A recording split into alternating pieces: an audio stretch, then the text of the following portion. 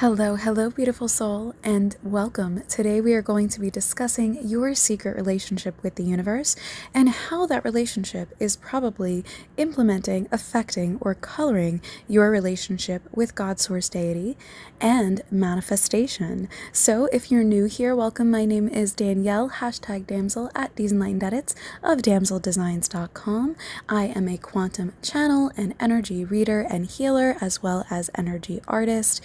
And in these chat and channel sessions, my guides, or in some cases some of you, present me with a topic and I channel about it, stream of consciousness, and if you are so inclined, we can have a chat in the comments as well. If this is resonating, please remember to like and follow and subscribe and share this with others who would find it helpful, and let's get started. So today I'm going to be cluing you in on a secret about the universe that I wish I had understood much earlier in my practice and journey, which is that our relationship with God, Source, Deity, the universe, whatever terminology you like to use, is so colored by the ways in which we grew up and the childhoods we had and the past lives we've had. If you subscribe to past life theory, which you do not have to, we're going to be discussing much about the inner child as well. But it is so colored by these traumas that we've been through. And I really want to address that because those traumas, in most cases, have such a subconscious or unknowing projection or energy effect on the ways in which we participate and communicate with God Source Deity, and the ways in which we manifest and receive the crystallization of those manifestations for ourselves. So let's break that down a little bit more.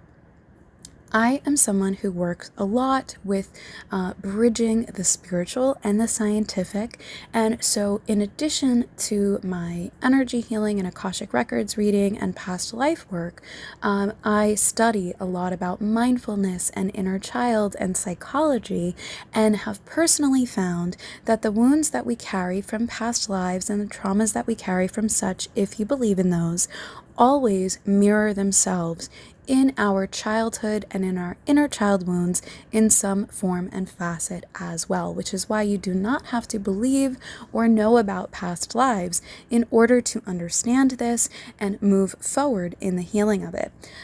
Because of the fact that these traumas and vibrations are so prevalent on our soul, if we are in fact carrying them forward from past lives, they do mirror themselves in the types of experiences, neglects, and woundings we tend to attract and receive in our inner child.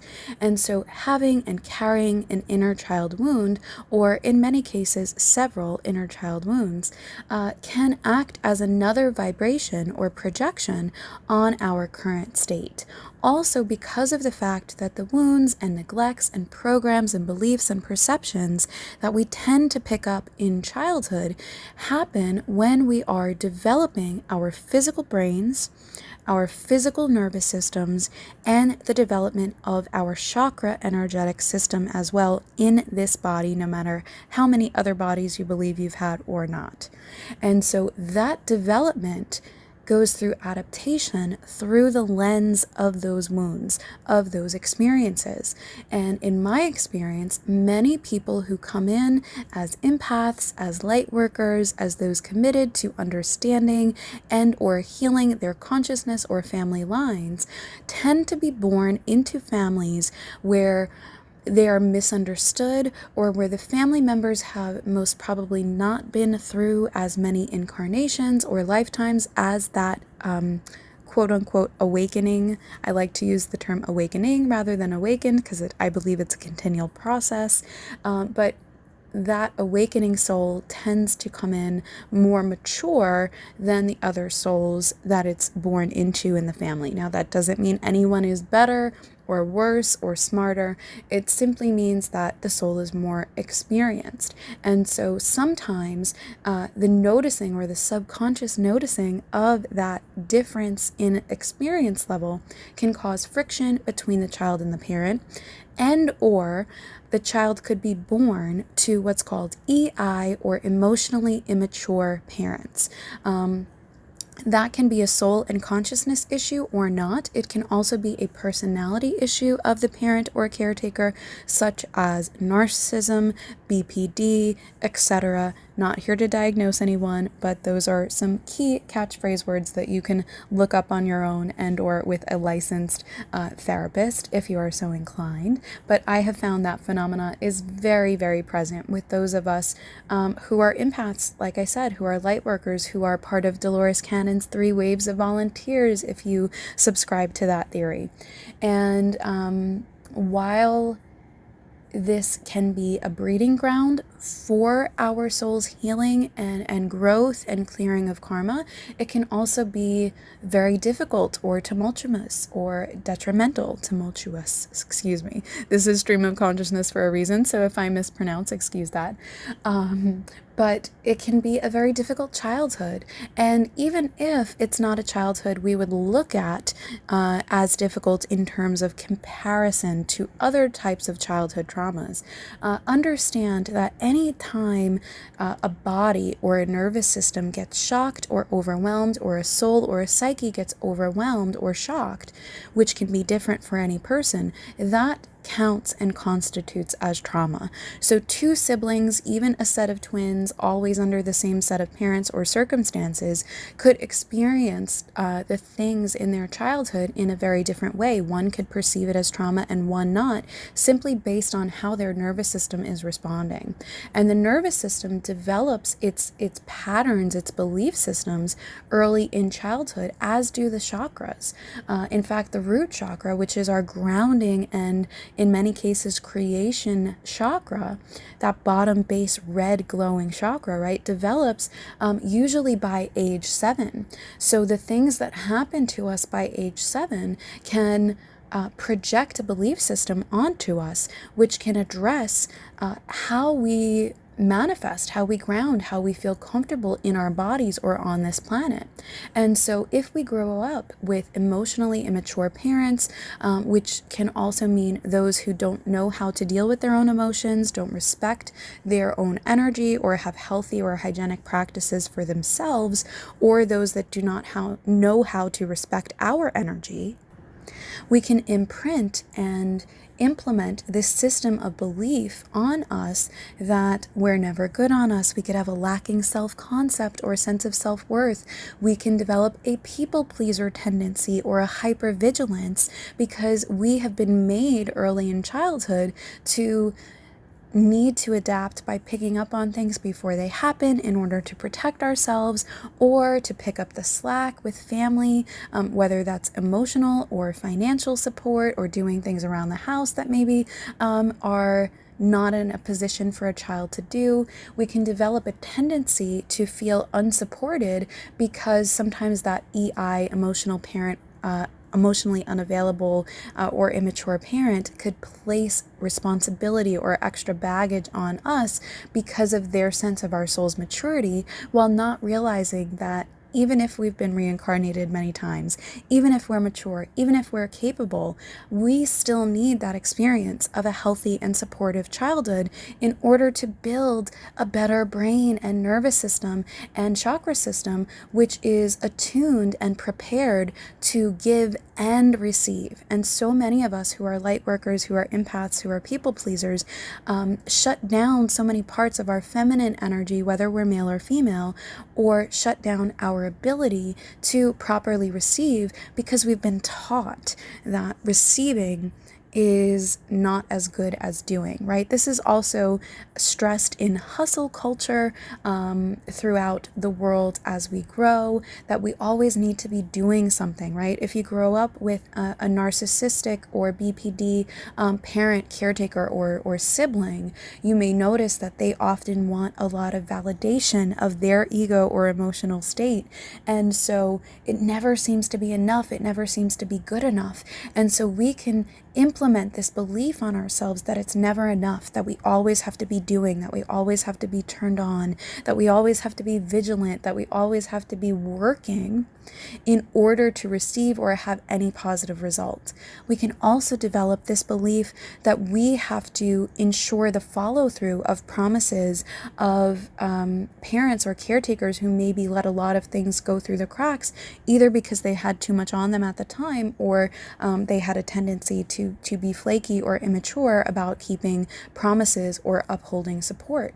And so that can implement itself on our belief system, on our nervous system's ability to receive, to release, and to surrender to the possibility of things actually happening without our constant follow through.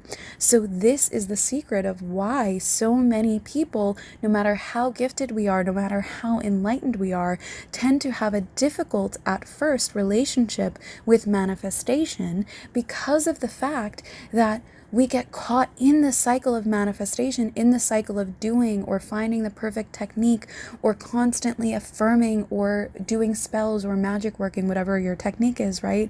And we are not as trusting with that release and surrender and receive back from the work we've done or from the universe. So this is why that platitude that's in the manifestation community that says that when you've put your order through, just trust that you'll receive it the same way you would as if you were a restaurant or if you were placing an order online and receiving your package.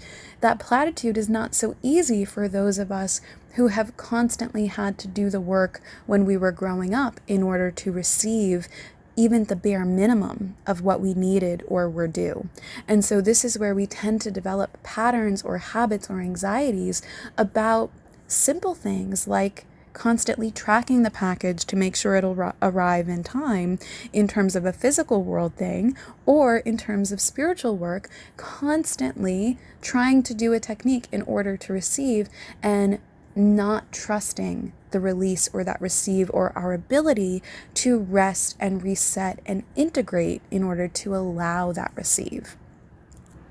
This is where the secret also affects our secret relationship with God, Source, Deity, because of the fact that this is how we grew up in the physical world with physical nervous systems and physical parents. No matter how much we are connected to and believe in higher power, and in higher power as Father or Mother God or both, Source, Deity, Universe, whatever you like to say and feel comfortable with, we tend to at first see them or view them, at least subconsciously, through the lens of belief that we have seen our conditional parents, through the lens of belief that we have seen our parents who either reward or punish us based on our behavior, or teach us that we have to work very hard, that we have to be perfect in order to receive, right? These are the things that physical world parents and world culture tend to do.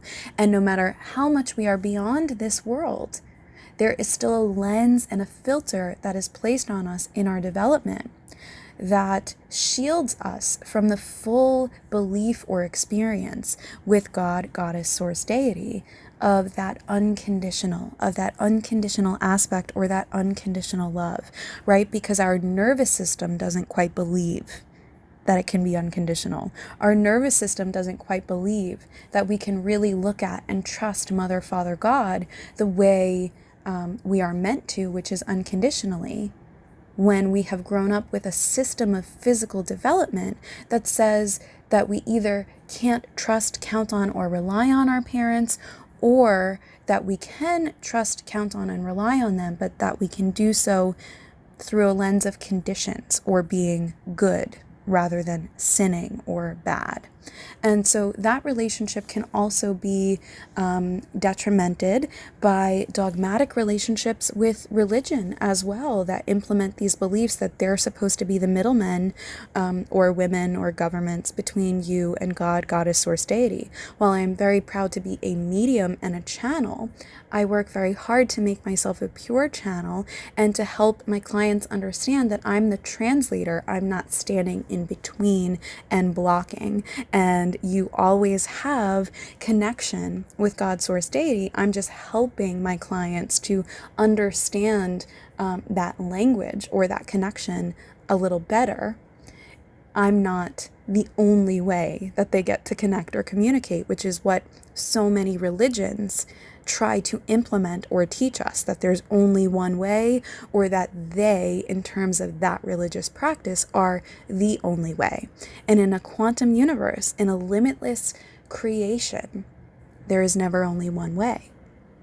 However, that is something that we need to learn to believe in our conscious, subconscious, and superconscious fully in order to have a pure and healthy and continual relationship and a co-creation relationship with God, goddess, source, deity, and our ability to manifest. Because what happens when we have these fields that are clouded, or these lenses which are clouded with our wounding or our subconscious beliefs based on our development or our parents, it's very difficult to fully receive the purity of that connection, or to fully send the manifestation through and then receive it back in kind, because we're sending it through this camera lens, sort of, that's clouded with the wounds, with the inner child wounds and belief systems or programs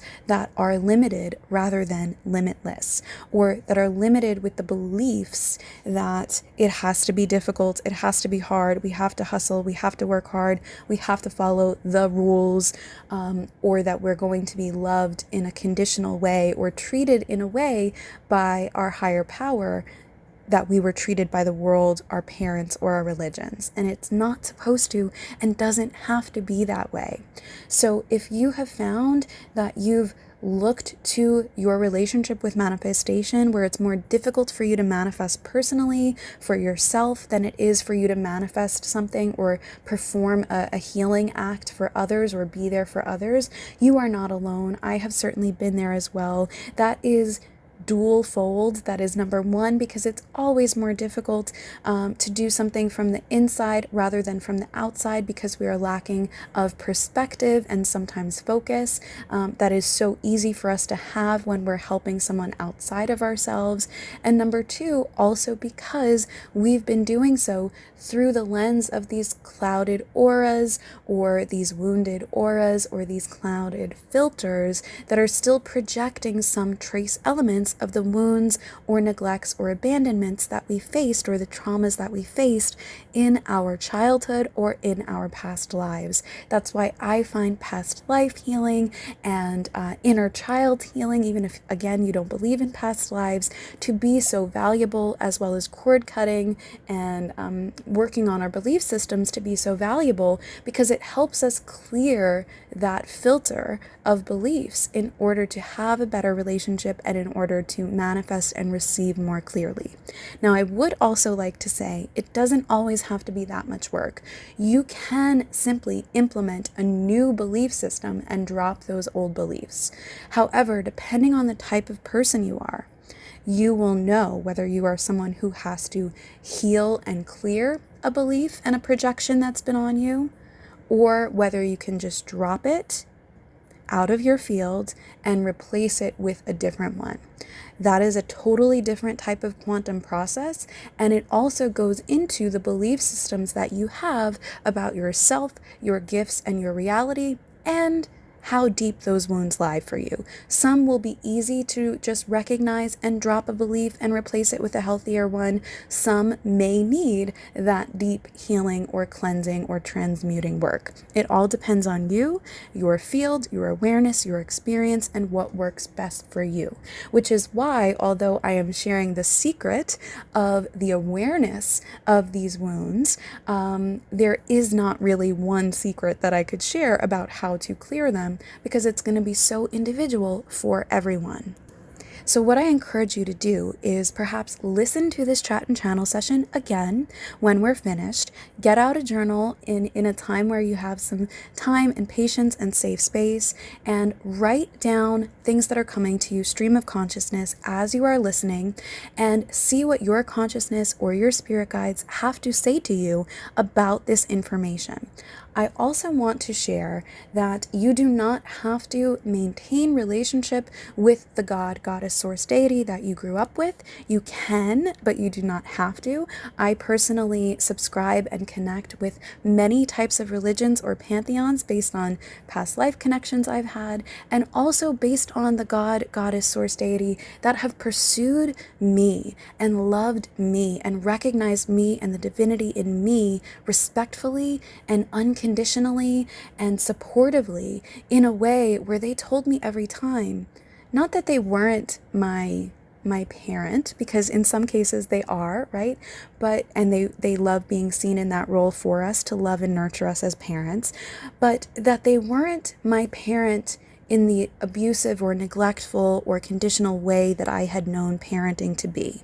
And especially beings like Mother Mary, like Lord Shiva, like Goddess Isis or Aset, Lord Krishna, they've been so nourishing to me. Athena, Odin, I have Sekhmet, I have so many. I'm so lucky to have so many connections, but they've been so nourishing and empowering in reminding me when I'm communicating with them that I don't have to constantly be honoring or validating them in order to receive their love or blessing.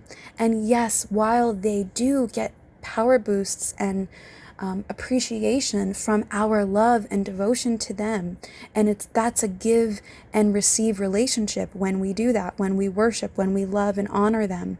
It is not a requirement from them in order to be loved or blessed.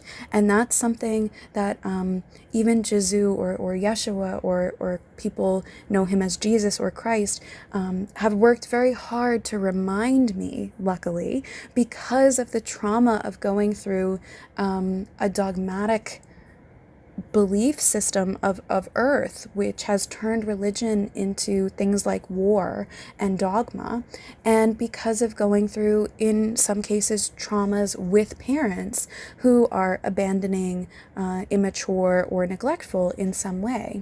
And so these parts of divine remind us and are here to remind us how they want to and are capable of loving us unconditionally. And that, in my experience, is how we develop a co-creative relationship with God, source, deity, the universe, in order to manifest and in order to recognize and fully live the gift of divinity that we are, and the part of source that we are and always have been, as we clear off all these other things that we've picked up in the expansion of experience.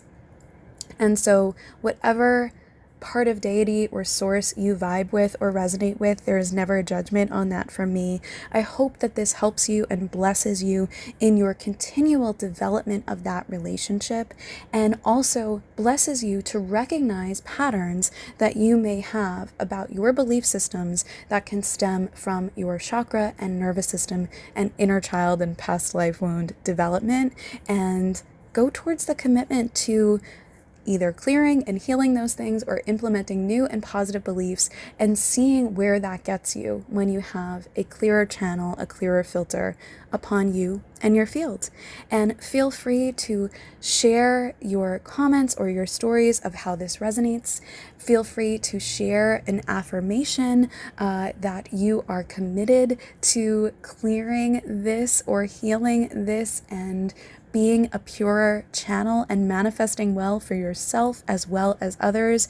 I personally find that I could give you a statement, or I could give you a mantra, or I can give you an affirmation, but that may be too limiting. So what I would like you to do, if you would like to share in the affirmation of this commitment, of this clearing, of this empowerment, share in the comments what your most resonant emoji is. And that will be your affirmation, your declaration to the universe that you have heard this message and that you are stepping into more of your divinity.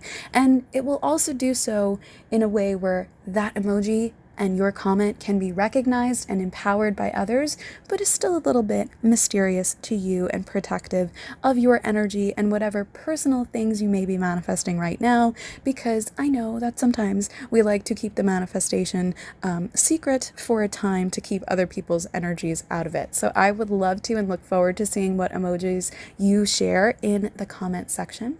I would also love for you to, like I said, bookmark this and come back to it, listen to it again when you can tap into the channeling with a journal and do your own stream of consciousness towards your self-worth and your self-work.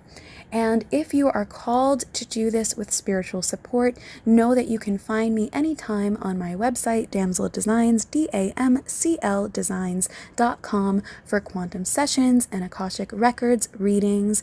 If you are committed to healing this and doing that unraveling and disentangling work or that reprogramming work, you would probably be better suited to use the contact link, which is also in the description or comment section, to contact me for a consult and see if we are a good fit to build you a custom quantum or 𝑓 energy healing and consciousness coaching package. I like to see if we're a good fit before I commit to doing a healing with someone. So check those out and contact me if that is calling to you. And on my website, damseldesigns.com, if you are so inclined, you will also find other goodies and offerings such as energy artwork, enlightened merch, and more. I am so appreciative and thankful that you are here. Simply being here and leaving a comment, liking, sharing, following, subscribing is a positive energy receive and exchange that I am grateful for. But if you are also so inclined to want to uplift me and my channel and support us some more and support these type of public works that I do for free, energy appreciation donations are welcome anytime through paypal.me/𝑑enlightenededits. They are not a requirement, no pressure, but those are very helpful in supporting the free and public works that I share.